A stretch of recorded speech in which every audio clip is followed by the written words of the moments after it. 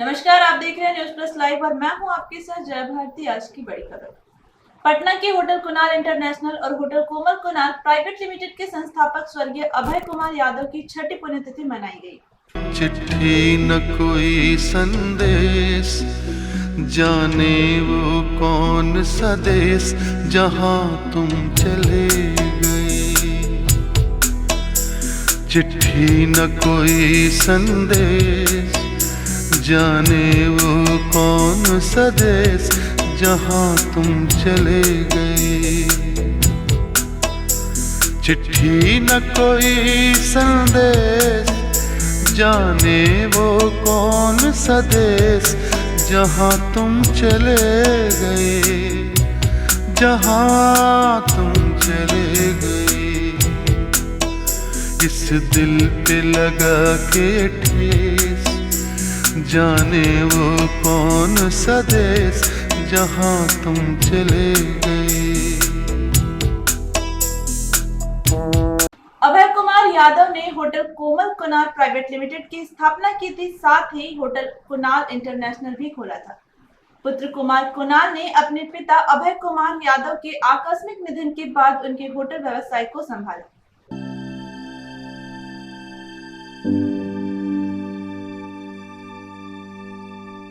कुमार कुणाल ने अपने पिता की 6ठी पुण्यतिथि पर याद करते हुए कहा कि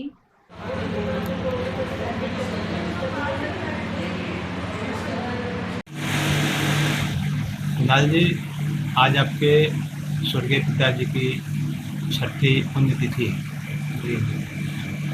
इस पुण्यतिथि पे बहुत सारे लोग उपस्थित हुए हैं। आपने पूजा अर्चना की। किस रूप में देखते हैं आप अपने पिताजी को, इस पुण्यतिथि को? जैसा कि आपने कहा कि आज हमारे पिताजी को गुजरे हुए, हमसे बिछड़े हुए 6 साल पूरे हो चुके हैं। पिता एक बेटे के लिए क्या महत्व रखते हैं, वो एक बेटा के लिए क्या मायने रखते हैं, ये बेटा अच्छी तरह जानता है कि वो पिता उनके लिए एक छत का काम करता है।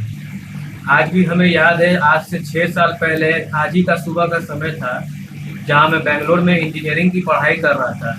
और सुबह नाश्ता करने के बाद जिस तरह हर प्रतिदिन मैं अपने पापा से रोज़ सुबह बात किया करता था, तो उन्होंने मुझसे पूछा, हमेशा अच्छे ही तरह से पूछा कि कैसे हो बेटा, कैसा चल रहा है पढ़ाई और क्या लिखा है। तो मैंने कहा, पापा मेरे दिमाग के सब पढ़े जा रहा है, इंजीनियरिंग मेरे बस का नहीं है, हमसे नहीं कुछ समझ में आ रहा है। तो उन्होंने कहा, बेटा ये शुरुआती दौर है, अभी शुरू में तुम्हें कठिनाई होगी, आगे जाके यही चीज़ें तुम्हें सफलता दिलाएंगी।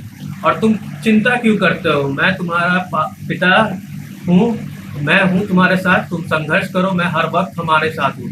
मुझे यह पता नहीं था कि यह खुशी और यह सहारा मेरे लिए बस पल भर की खुशी है। और उसी तीसरे 3 घंटे के बाद हमें पता चला कि हमारे पिताजी हमें छोड़ के चले गए। बहुत ही दुखद घड़ी थी हमारे लिए, हमारे परिवार वालों के लिए। हमारे पिताजी ने जो भी कार्य किया है अपने जीवन में, उन्होंने संपूर्ण सारा जो उनका बिजनेस है, जो उनका व्यवसाय है, सारा उनका अपना किया हुआ है, कोई भी पारिवारिक उनका नहीं है। वो एक सेल्फ डेवलप इंसान थे। शुरू से मेहनत करके, करीब मेहनत करके उन्होंने यह पूरा व्यवसाय को खड़ा किया है। और मैं बहुत सौभाग्य से कहना चाहूँगा कि मैं बहुत ही सौभाग्य पुत्र हूँ कि मैं अपने आप को अभय कुमार यादव का बेटा कहने के लायक हूँ। जो सौभाग्य उन्होंने जो उस प्लेटफॉर्म पे उन्होंने मुझे ला के खड़ा किया है, मैं चाहूँगा कि मेरी माँ, मेरी बहन, मैं उनका पूरी अच्छी तरीके से ख्याल रखूँ, उनका पूरा साथ निभाऊँ, ज़िंदगी की हर खुशी दे सकूँ। वो खुशी तो मैं ना दे पाऊँगा जो हमारे पापा दे पाएंगे, लेकिन मैं एक बेटे के नाते जो भी मेरा प्रयास रहेगा मैं पूरी तरह से पूरी करना चाहूँगा। एक चीज़ और कुणाल जी, पिताजी थे तब, जी पिताजी थे तब 6 साल पहले पिताजी आपके साथ थे, जी जी। और आज पिताजी आपके साथ नहीं है, कैसा महसूस कर रहे हैं? देखिए, ये तो वही बात हो गया कि घर पे से बड़ों का जब हाथ छूट जाता है तो सही गलत बताने वाला कोई नहीं रहता है। आदमी भटकता है, ठोकर खाता है, गिरता है, संभलता है। उनके जाने के बाद मैंने ज़िंदगी में बहुत सी ठोकरें खाई, बहुत सी सबक सीखी, और उसी सबक को सीख के मैं सोचता हूँ कि आगे मेरी ज़िंदगी सफल कटेगी। अच्छा, आपके पिताजी की कोई आकांक्षा रही होगी कि मेरा बेटा पढ़ लिख करके इस लायक बने, या उनकी कोई इच्छा रही होगी, तो क्या आप उनकी इच्छा को पूर्ति करने के लिए कुछ कर रहे हैं? जी बिल्कुल।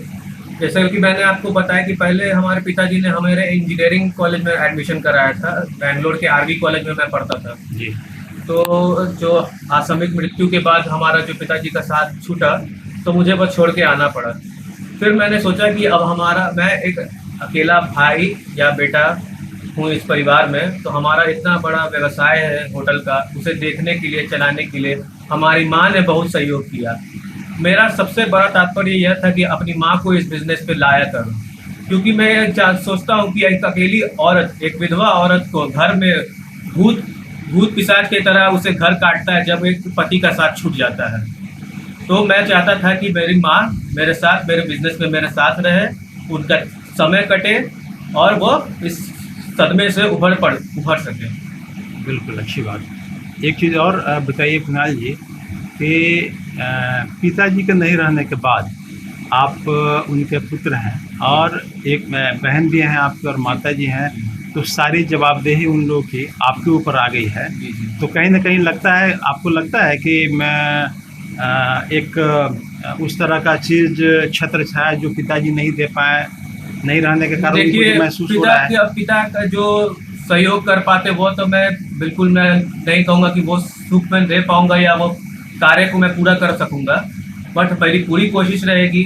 मैं हमारे पिताजी के आशीर्वाद से, हमारे बड़े बुजुर्गों के आशीर्वाद से, हमारी बहन आज डॉक्टर है दिल्ली में, राम मनोहर लोहिया हॉस्पिटल में।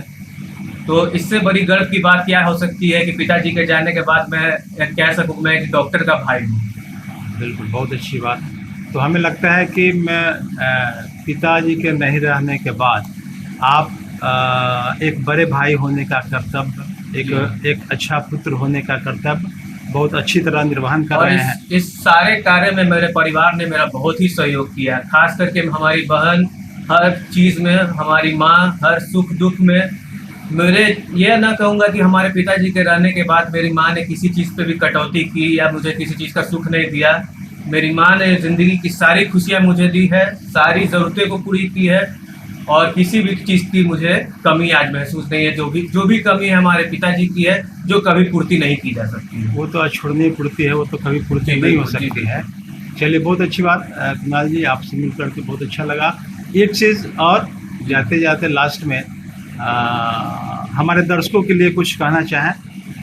दर्शकों के लिए आज मैं बस यही कहना चाहूँगा कि जैसे आज हमारे पिताजी की पुण्यतिथि है, तो बस इतना ही कहना चाहूँगा कि जितना भी सत्कार, उपकार और प्यार आपको बड़ों से मिल रहा है, जो सीख मिल रहा है, कृपया उस पर अटल रहिए और उसे अपने आप में ग्रहण कीजिए, क्योंकि जब साथ छूट जाता है अपनों का, बड़ों का, बुजुर्गों का, तो जीवन में पछताने के अलावा और कुछ नहीं रहता है। बस इसी के साथ मैं आपसे इजाज़त चाहूँगा। धन्यवाद, बहुत बहुत धन्यवाद। अभय कुमार यादव की बहन डॉक्टर नीलम और भाई विनय कुमार और पप्पू ने दिवंगत आत्मा की शांति के लिए प्रार्थना की।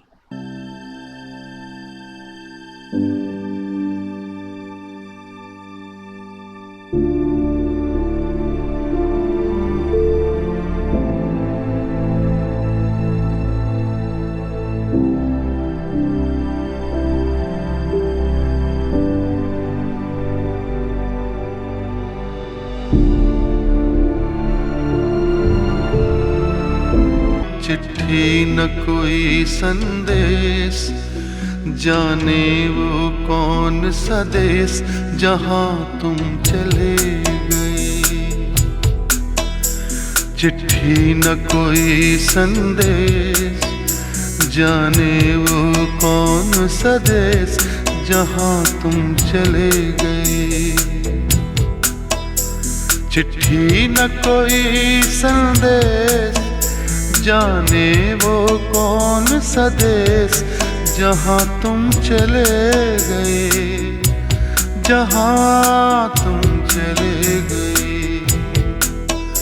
इस दिल पे लगा के ठेस, जाने वो कौन सा देश जहाँ तुम चले गए।